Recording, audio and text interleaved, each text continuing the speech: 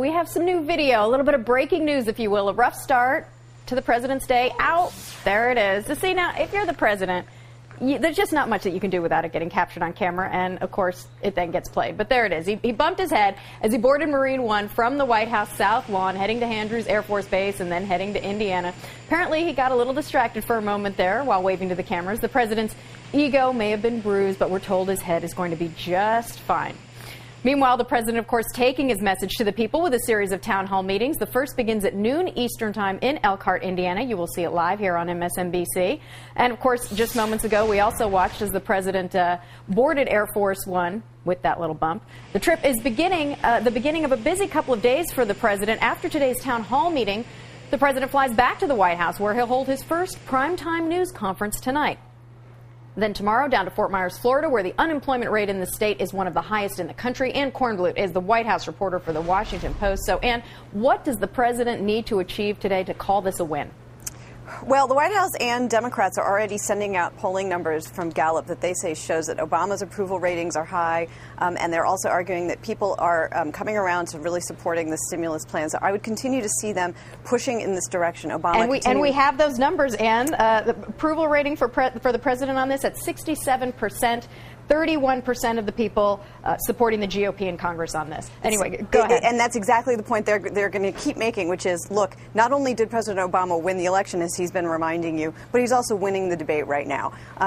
He's going to take this argument out into the country where he's going to take the whole press corps with him, so he'll have the sort of undivided attention of the White House press corps on the road today. And then, of course, when he gets home tonight, taking questions, his first big primetime news conference, as you say. So their hope here is to have him use the bully pulpit in a way that works, to dominate the debate, and to keep pushing that message through onto tomorrow when the Senate votes on the stimulus package. Thursday night at a Democratic retreat, the president talked about life on the campaign trail. Let me play a little bit of that here.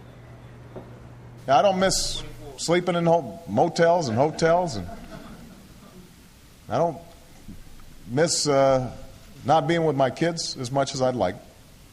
But the best thing about being a candidate, and all of you know this because those members of Congress who are here, you've run. You know what it's like. You get to see the country. You get to know the character of the American people. So he's going to see some of the American people up close today, and they may be feeling good about where they stand with the message right now with those Gallup numbers. But what can the president say to these individuals in places that have been so hard hit to make them feel better? And does he risk over-promising on this stimulus bill because people are going to be waiting for results fast? They're not going to want to wait a year out.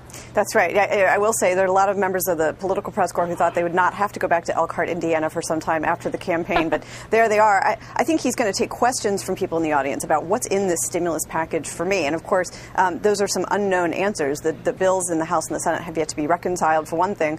But he'll also have to explain to people how the overall economy would benefit from this, and potentially from the bank bailout that they're going to release the rest of tomorrow. So he'll be explaining all of that in the town hall today. All right, Ann, thank you. MSNBC will bring you live coverage of the president's town hall meeting just after noon Eastern time. Hardball's Chris Matthews anchors our coverage starting at 11:45 Eastern. And then tonight at 8 Eastern, the president holding his first primetime news conference. Countdowns, Keith Olbermann anchors our live coverage. That's followed by a wrap-up at 10 Eastern and then a live Hardball at midnight.